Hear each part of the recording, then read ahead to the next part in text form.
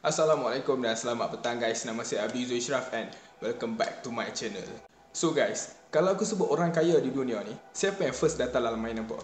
Kalau hampa tanya aku akan cakap Bill Gates lah. Sebab daripada dulu lagi, daripada aku umur kecil lagi, orang kaya je mereka akan cakap Bill Gates. Betul tak? Tetapi sekarang ni, kita dah boleh nampak dah ramai orang yang terkaya dan ramai orang billionaire di dunia ni, betul tak? Perlumbaan untuk menjadi orang kaya di dunia ni biasanya berlaku antara CEO syarikat yang besar-besar lah. Seperti syarikat Amazon, iPhone semua tu. Jutawan moden seperti Jeff Bezos, Warren Buffett, Bill Gates, Elon Musk, mereka ni semua lah. Dan nama aku sebut semua ni, mereka ni mempunyai tahap kekayaan sekitar 400 bilion dan selebihnya. Tetapi, salah seorang daripada mereka yang pernah mencapai tahap kekayaan dengan nilai bersih seperti yang dikumpul oleh John Rockefeller, iaitu 1.39 trilion guys. Yang ni merupakan nilai mengikut hari ni 1.39 trilion dan juga ketiga dia meninggal dunia pada tahun 1937. Tetapi ada satu tokoh ni dalam sejarah ni telah mengalahkan mereka semua ni, termasuk Rockefeller ni sendiri. Kekayaan yang dimiliki oleh tokoh yang aku nak cakap dalam video hari ni memang sukar ditandingi oleh sesiapa saja. Even though di future nanti pun belum tentu ada siapa yang boleh fight dengan kekayaan yang dimiliki oleh tokoh yang aku nak cakap dalam video hari ni. Selain daripada kekayaan yang dimiliki oleh Karun dan Nabi Sulaiman alaihi seperti disebut dalam Al-Quran, kekayaan yang tercatat dalam sejarah dunia secara rasmi dimiliki oleh Mansa Musa. Mansa Musa ni adalah Maharaja Empayar Mali yang ke-10. So dalam video hari ni aku nak cerita tentang satu topik yang ramai orang tak tahu, iaitu mengenai Maharaja Muslim Afrika, seorang lelaki yang paling kaya di dunia ini. Sit back, relax and jom kita masuk dalam video.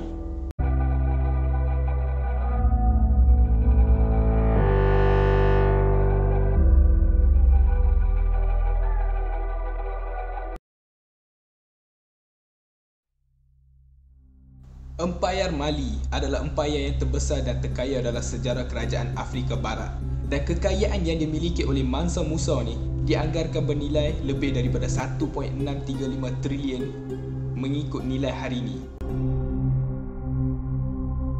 Untuk pengetahuan apa, orang kaya yang kita duk tengok sekarang ni kan, seperti Elon Musk, Jeff Bezos dan selainnya kan, mereka ni pun tak sentuh lagi trilion guys. Tetapi Mansa Musa yang hidup 1000 tahun yang lepas tu, dia mempunyai 1.6 trilion guys. Memang tak boleh nak imagine weh. Mansa Musa mula menjadi pemerintah pada tahun 1312 Masihi apabila mengambil alih tahta daripada Maharaja Abu Bakar II. Maharaja Abu Bakar II telah melantik Musa menjadi timbalannya sebelum berangkat pergi untuk menjelajahi lautan Atlantik dan bahagian-bahagian lain di dunia. Apabila Maharaja Abu Bakar dia tidak pulang daripada pengembaraannya, Mansa Musa adalah orang yang mewarisi tahta dan terus memerintah rakyat kerajaan Mali itu. Dan Mansa Musa masa tu juga, dia merupakan salah satu keturunan yang paling penting di sana kerana bapa saudaranya, Sundiata Keita, adalah pengasas kepada Empayar Mali itu sendiri. Dan masa tu, di bawah pemimpin Sundiata Keita, rakyatnya mula mengumpulkan kekayaan dengan bertindak sebagai orang tengah yang menguasai banyak perdagangan emas di kawasan itu. Keita dan maharaja-maharaja selepasnya, mereka ni berjaya memperluaskan kekuasaan dan wilayah mereka dengan menakluk tanah yang dipenuhi emas di bahagian selatan. Dan semasa pemerintahan Mansa Musa pula, Empayar Mali telah berada pada kemuncak dengan kekuasaannya merangkumi arah barat sepanjang Niger dan berjaya mengawal pusat perdagangan penting di Timbuktu dan Gao. Empayar itu dia sangat kaya dengan sumber bumi dan berkembang maju di bawah pemerintahannya. Rakyat Empayar Mali ketiga itu, mereka menjadi sangat kaya dengan kemajuan dan perkembangan kuasa yang diterajui oleh Mansa Musa. Dan masa tu, mereka mempunyai dua sumber penting, iaitu satu emas dan garam. Dan masa tu apa yang dipercayai adalah emas yang berada di wilayah jajahan Mansa Musa ketika tu sebanyak separuh daripada rizab emas dunia. So guys, hampa faham tak kekayaan mereka tu sekarang ni? Memang tak boleh nak imagine langsung guys. Dan ketika negara-negara Eropah mereka sedang berperang antara satu sama lain dan memerlukan sumber kewangan yang banyak, Mansa Musa telah menggunakan peluang ini untuk berdagang dengan bijak dan mengumpulkan kekayaan yang lebih banyak lagi. So Mansa Musa ni, dia bukan seorang maharaja ataupun seorang orang yang kaya sahaja, tetapi dia ni juga bijak dalam menguruskan kewangan dan juga seorang money minded lah. Selain perdagangan, dia juga menggunakan sumber emas untuk mengukuhkan hak budaya seperti Timbuktu. Dan semasa pemerintahan Mansa Musa, dia akan membina satu masjid pada setiap hari Jumaat di seluruh Empayar Mali itu.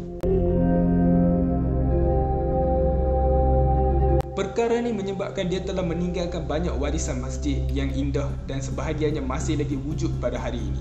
Dan selain masjid, dia juga membiayai banyak pembinaan pusat pembelajaran dan universiti di seluruh negara itu. Pada tahun 1324, dunia luar menyaksikan betapa kayanya Empayar Mali dan orang-orang di bawah pemerintahan Mansa Musa. Sebagai seorang Muslim yang taat, Musa juga memutuskan untuk menunaikan haji di Mekah dan juga Musa tidak menempuh perjalanan yang melebihi 6,000 km itu bersendirian dan juga dia membawa rakyatnya untuk menunaikan haji bersama.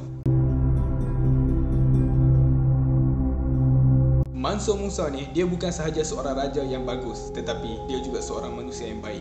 Rombongan Mansa Musa itu, dia terdiri daripada 60,000 orang lelaki, berpuluh-puluh haiwan ternakan di samping unta-unta yang mereka naiki dan sejumlah emas yang tidak dapat dibayangkan yang banyaknya. Mansa Musa ni, dia seorang dermawan yang jenis nak kongsi kekayaan dengan orang yang susah ataupun dengan orang yang tiada. Dan rombongan dia tu, dia akan mendermakan emas yang dibawa tu sepanjang perjalanan.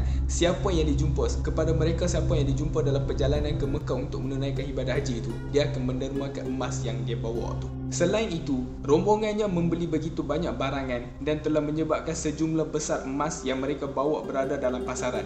Perjalanan haji itu telah mengubah keseluruhan ekonomi global, memandangkan begitu banyak emas telah beredar dalam pasaran dan juga nilainya telah turun dengan mendadak.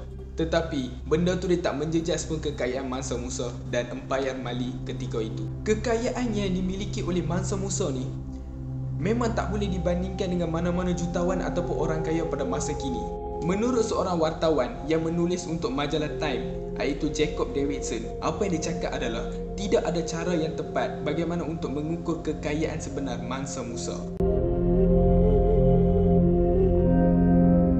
Walaupun kekayaan Mansa Musa ini tiada tandingan pada zaman ini pun, namun semua kekayaannya berakhir hanya dalam 2 generasi saja akibat keborosan dan belanjawan yang tidak terurus. Dan apa yang sekarang tinggal hanyalah legasi Mansa Musa sahaja.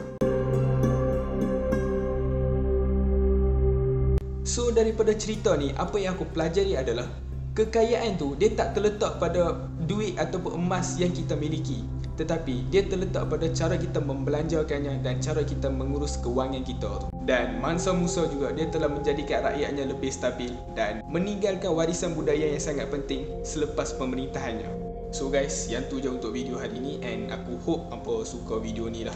And selepas aku baca cerita ni lah kan, benda yang datang dalam mind aku, benda yang strike dalam mind aku kan, maybe gambar Black Panther dia inspire daripada cerita ni apa.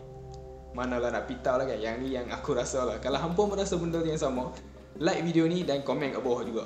Dan sebelum nak end video ni, aku nak mengucapkan kepada semua orang Islam dan kawan-kawan aku yang berada di luar sana, selamat menyambut Hari Raya Aidilfitri, maaf zahir dan batin. So tolong ikut SOP, pakai mask, kerak-kerak basuh tangan dan jaga penjarakan sosial tu lah guys. So nanti aku akan jumpa dengan video lebih menarik. Terima kasih. Ciao.